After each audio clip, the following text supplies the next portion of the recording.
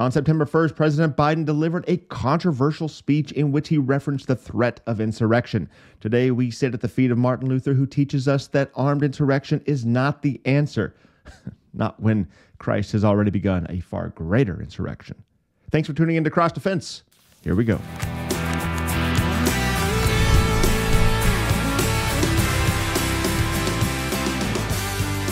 This is Cross Defense, and I'm your host, the Reverend Tyrell Bramwell, pastor of the Outpost of Orthodoxy in this occupied territory, or as you might be more inclined for me to say, the Assembly of Saints known as St. Mark Lutheran Church out here in Ferndale, California. But hey, California, occupied territory, what's the difference? In recent episodes of this show, we have talked about the Antichrist, July 23rd. Definitely recommend checking out that show. And wokeness as the antithesis to Christianity, August 27th. Also a good show. Take a listen. And today we're going to tie those two topics together as we look at the Christian response to today's evils, as highlighted by President Biden's recent controversial speech delivered in Philadelphia in front of that blood-red, eerie, hellish backdrop that has been sweeping the internet. And our clear emphasis today is on our Christian response to evil, and that it is not, I repeat, not one of violent insurrection. So if that grabs your attention, if you're curious about the topic of rebellion and insurrection, if you're frustrated with what's going on in the world today and feel like, oh, I just would like to grab a pitchfork and storm the Capitol, I'd like to put on my horned hat and go. I don't know what that was about. Listen to this show. I'm glad you're here. We have a great teacher at our disposal, the wise Reverend Dr. Martin Luther. And if we listen to what he has to say on matters of insurrection, yes, he wrote about insurrection and how Christians are not to engage in it, then we will be able to navigate our turbulent times, because Luther lived through his very own turbulent times under the Antichrist, and he was not only a thought leader during his day, he was the prevailing thought leader in his day, the go-to guy.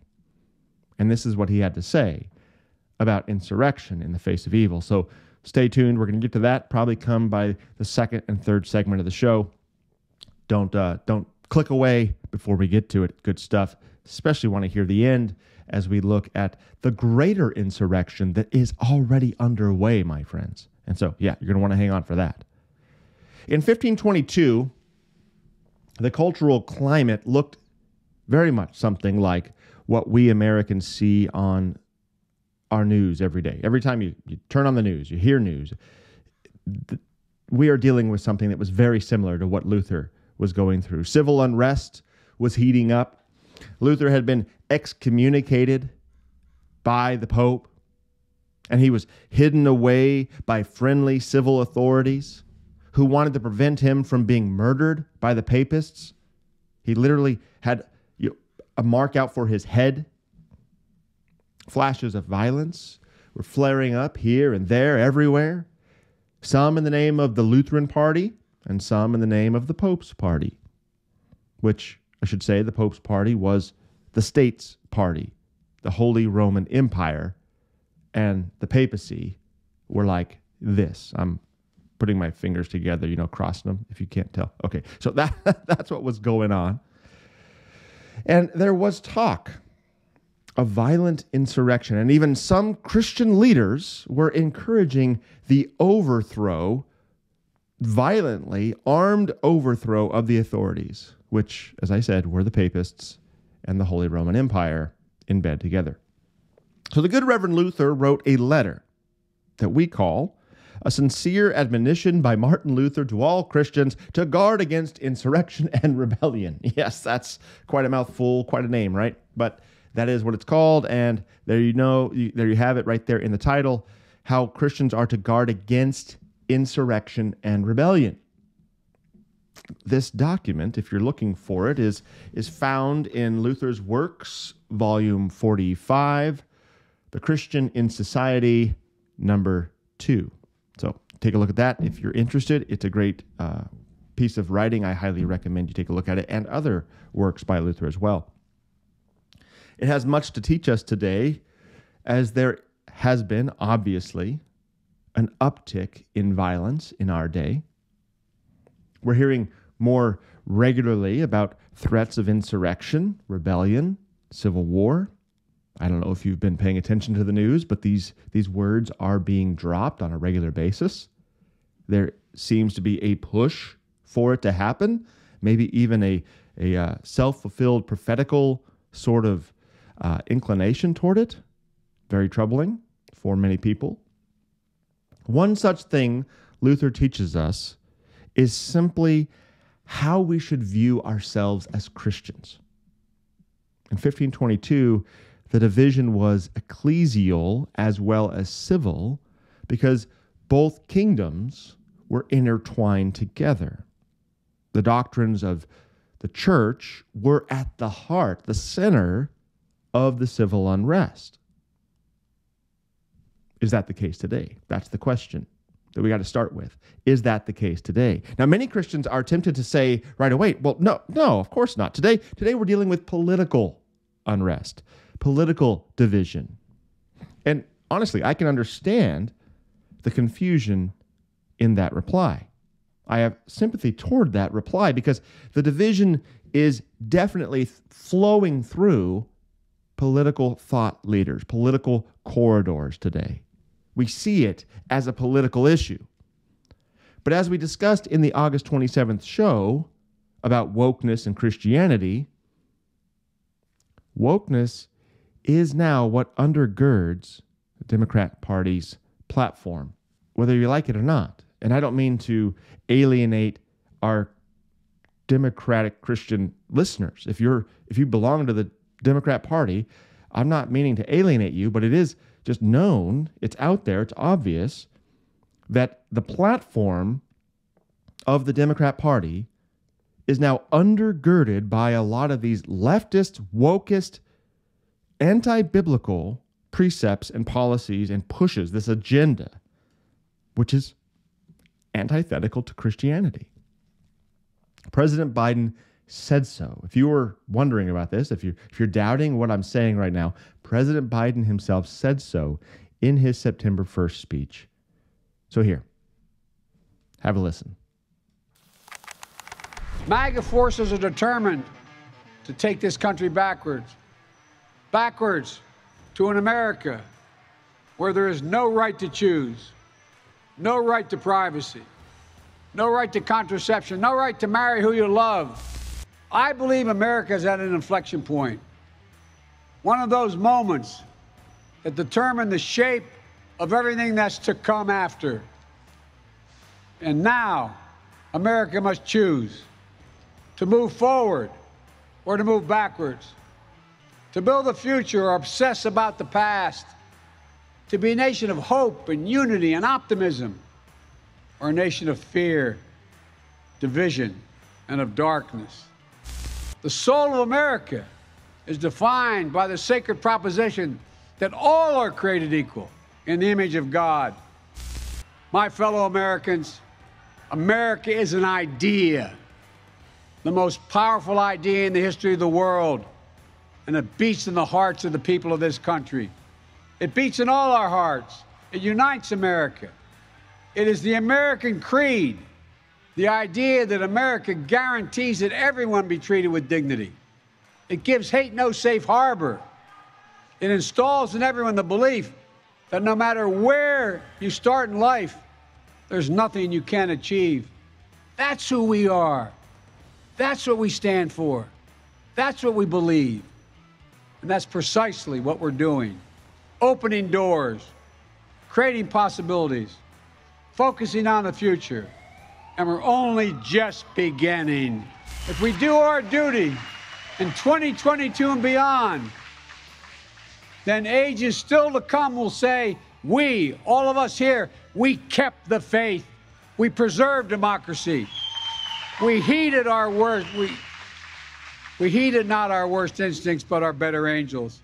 We proved that for all its imperfections, America is still the beacon to the world, an ideal to be realized, a promise to be kept. There's nothing more important, nothing more sacred, nothing more American. That's our soul. That's who we truly are. And that's who we must always be.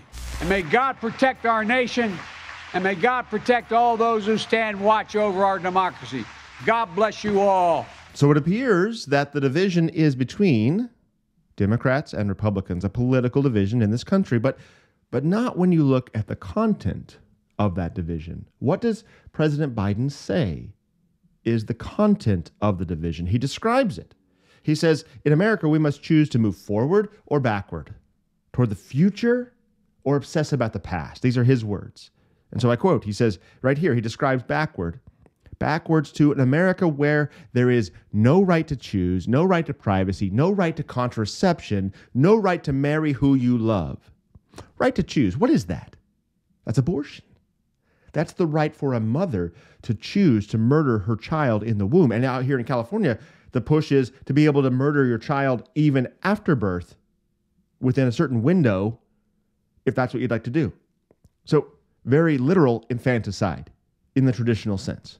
This is sick stuff. And California is a sanctuary state. They're pushing to bring people in to be able to have abortions here if you want to, that this will be a place where that can happen. Okay. All right. So right to choose, pro-choice. That's what Biden is referencing here as a political division. Is that political? Well, no. That is a moral issue. That is a biblical issue, isn't it? Yes, it is. What else did he say? Right to privacy. Now, this phrase is used all the time across many parts of the political spectrum as we talk about rights. And really, Biden's using this term right very loosely. So just kind of never mind about that. But this right to privacy came up in our popular usage during the civil rights movement on the matter of birth control. And then he mentions contraception. So we're in this grain of sexual liberation, right? The feminist movement stuff going on here. And then he's going to attach onto that the right to marry who you love. What's that? That's homosexuality, right? And you can't marry, that he's using that word loosely too, but he's talking about same-sex unions, homosexuality. So the point here is, what are all these issues that he describes as backwards? They're being dealt with by politicians in the civil realm, sure, but they are not strictly political civil realm issues. God has spoken to these issues, all of them. Doesn't the Bible guide our consciences on the issues of murder, sex, and marriage? Absolutely, he does. These are very much church issues. Now, dear listener, President Biden said that he believes we're at an inflection point that will determine everything that will come after.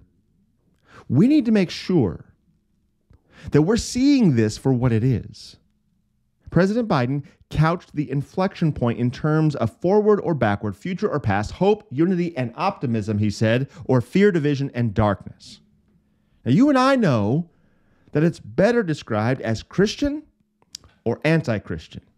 Wait, Pastor Bramwell, are you saying MAGA Republicans are Christian and the Democrats are anti-Christian? Now, I'm saying if MAGA Republicans are, as he says, and look to the past to see where our values come from and want to uphold the sanctity of marriage as the God-ordained union of a man and a woman, protect the unborn from being murdered and support a proper sexual culture void of vocation-defying drugs designed to separate sex from marriage for the sake of a false sense of liberation, while the Democrats continue to advocate for policies that fly in the face of biblical teaching, then what we're talking about, no matter how the world wants to label it, you and I know it is Christian versus anti-Christian.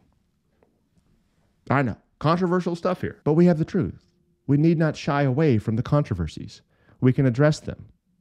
We can address them directly, not politically, not hemming and hawing and justifying our inactions and trying not to offend people and this and that. Yes, we strive to live peaceably with all as much as it depends on us.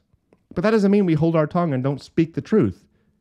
We are to be lights in this world, to guide by the gospel, by the word of God. And so, Luther's words begin to help us through these troubled waters.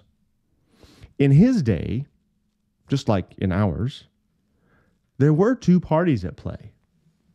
They weren't Republican and Democrat.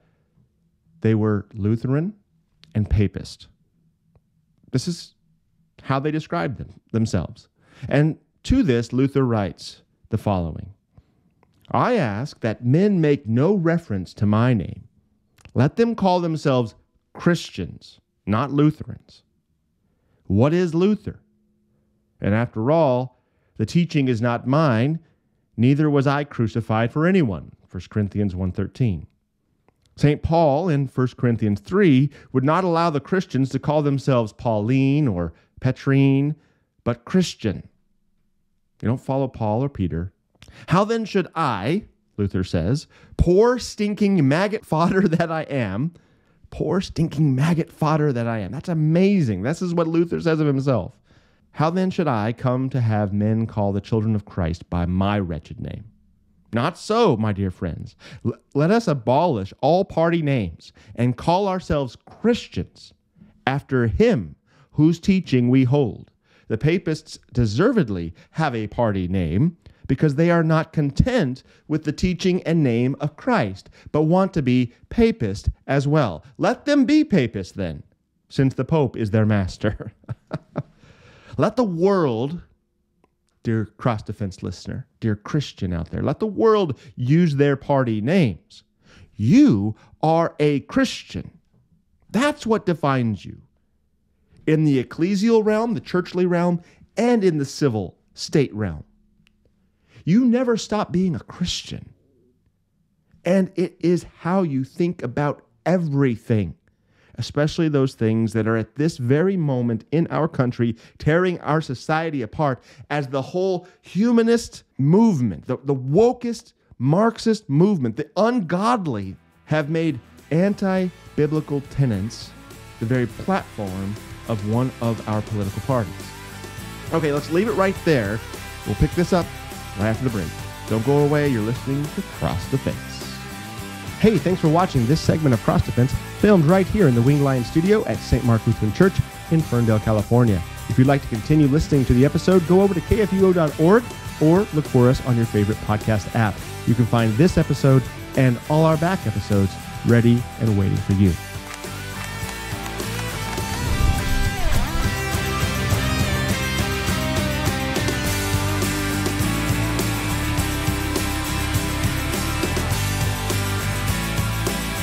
Cross Defense is a production of KFUO Radio. Find past episodes and support Cross Defense at kfuo.org.